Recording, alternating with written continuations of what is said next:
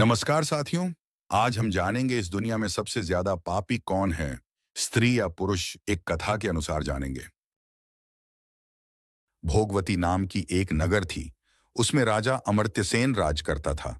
उसके पास चिंतामणि नाम का एक पालतू तोता था। एक दिन राजा ने उससे पूछा, हमारा ब्याह किसके साथ होगा? तोते ने कहा, तुम्हारा ब्याह मगध देश के राजा की बेटी चंद्रावती के साथ होगा। राजा ने ज्योतिषी को बुलाकर पूछा तो उसने भी यही कहा। उधर मगध देश की राजकन्या के पास एक मैना थी। उसका नाम था मदन मंजरी। एक दिन राजकन्या ने उससे पूछा कि मेरा विवाह किसके साथ होगा, तो उसने कह दिया कि भोगवती नगर के राजा अमर्त्यसेन के साथ। दैव योग से कुछ समय बाद दोनों को विवाह हो गया। रानी के साथ उसकी मैना भी आ गई। राजा रानी ने तोता मैना का ब्याह करके उन्हें अपने शयन कक्ष में ही रख लिया। एक दिन की बात है, तोता मैना में बहस हो गई। मैना ने कहा, पुरुष बड़ा पापी, विश्वासघाती और अधर्मी होता है। तोते ने कहा, स्त्री झूठी, लालची और हत्यारी होती है। दोनों का झगड़ा बढ़ गया तो राजा ने उनसे कहा, क्या बात है, तुम आपस में लड़ते क्यों हो? मैना ने कहा, महाराज, पुरुष बड़े बुरे होते हैं। इसके बाद मैना ने एक नगर में महाधन नाम का एक सेठ रहा करता था। विवाह के बहुत दिनों के बाद उसके घर एक लड़का पैदा हुआ। सेठ ने उसका बड़ी अच्छी तरह से लालन पालन किया, पर लड़का बड़ा होकर जुआ खेलने लगा। इस बीच सेठ मर गया। लड़के ने अपना सारा धन जुए में खो दिया। जब पास में कुछ न बचा तो वह नगर छोड़कर चंद्रपुरी नामक नगरी में जा पहुंचा। वहां हेमगुप्त नाम का साहूकार रहता था। उसके पास जाकर उसने अपने पिता का परिचय दिया और कहा कि मैं जहाज लेकर सौदागरी करने गया था। माल बेचा, धन कमाया, लेकिन लौटते में समुद्र में ऐसा तूफान आया कि जहाज डूब गया और मैं जैसे तैसे बचकर यहां आ गया। उस सेठ के एक लड़की थी, रत्नावती। सेठ को बड़ी खुशी हुई कि घर बैठे इतना अच्छा लड़का मिल गया। उसने उस लड़के को अपने घर में रख लिया और कुछ दिन बाद उसने उससे अपनी लड़की का विवाह कर दिया। दोनों वहीं रहने लगे। अंत में एक दिन वहां से विदा हुए। सेठ ने बहुत सा धन दिया और एक दासी को उनके साथ भेज दिया। रास्ते में एक जंगल पड़ता था। वहां आकर लड़के ने स्त्री से कहा, यहां बहुत डर है, तुम अपने गहने उतारकर मेरी कमर में बांध दो। लड़की ने ऐसा ही किया। इसके बाद लड़के ने कहारों को धन देकर डोले को वापस करा दिया और दासी को मारकर कुएं में डाल दिया। फिर स्त्री को भी कुएं में पटक कर आगे बढ़ गया। स्त्री रोने लगी। एक मुसाफिर उधर जा रहा था। जंगल में रोने की आवाज सुनकर वह वहां आया, उसे कुएं से निकालकर उसके घर पहुंचा दिया। स्त्री ने घर जाकर माँ बाप से कह दिया कि रास्ते में चोरों ने हमारे गहने छीन लिए और दासी को मारकर मुझे कुएं में ढकेलकर भाग गए। बाप ने उसे समझाते हुए कहा कि तू चिंता मत कर, तेरा स्वामी जीवित होगा और किसी दिन आ जाएगा। उधर वह लड़का जेवर लेकर शहर पहुंचा। उसे तो जुए की लत लगी थी। वह सारे गहने जुए में हार गया। उसकी बुरी हालत हुई तो वह यह बहाना बनाकर कि उसके लड़का हुआ है, फिर अपनी ससुराल चला।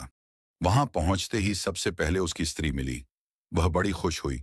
उसने पति से कहा, आप कोई चिंता ना करें, मैंने यहां आकर दूसरी ही बात कही है।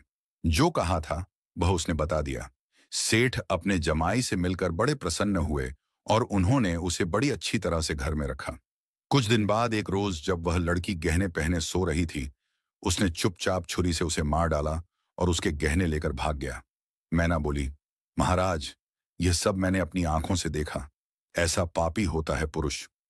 राजा ने तोते से कहा, अब तुम बताओ कि स्त्री क्यों बुरी होती है। इस पर तोते ने यह कहानी सुनाई। कंचनपुर में सागर दत्त नाम का एक सेठ रहता था। उसके श्री दत्त नाम का एक लड़का था। वहां से कुछ दूर पर एक और नगर था, श्री विजयपुर। उसमें सोमदत्त नाम का सेठ रहता था। उसकी एक लड़की थी, जयश्री। जश श्री दत्त से शादी हो गई। शादी के बाद श्री दत्त व्यापार करने परदेश चला गया। 12 बरस हो गए और वह न आया तो जयश्री व्याकुल होने लगी। एक दिन वह अपनी अटारी पर खड़ी थी कि एक आदमी उसे दिखाई दिया। उसे देखते ही वह उस पर मोहित हो गई। उसने उसे अपनी सखी के घर बुलवा लिया। रात होते ही वह उस सखी के घर चली जाती और रात भर वहां रहकर दिन निकलने से पहले ही लौट आती। इस तरह बहुत दिन बीत गए। इस बीच एक दिन उसका पति परदेश से लौट आया।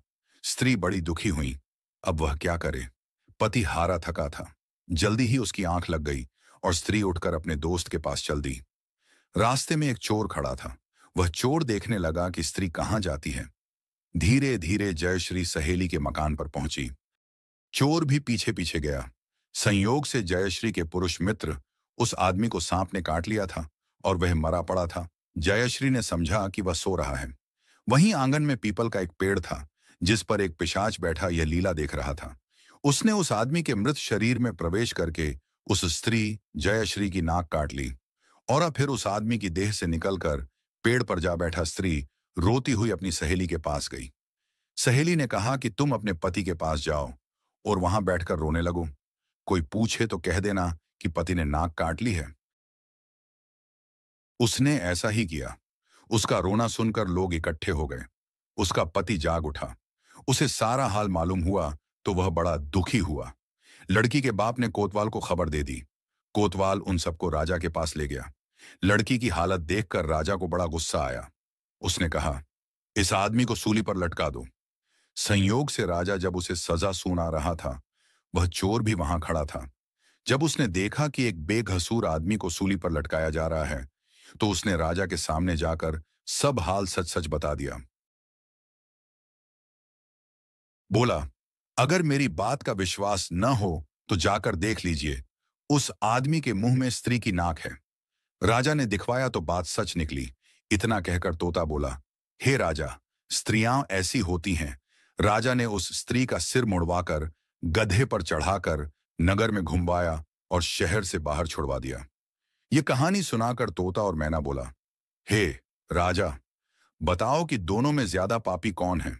राजा ने कहा, मर्द कैसा ही दुष्ट हो, उसे धर्म का थोड़ा बहुत विचार रहता ही है। स्त्री को नहीं रहता, इसीलिए वह अधिक पापिन है।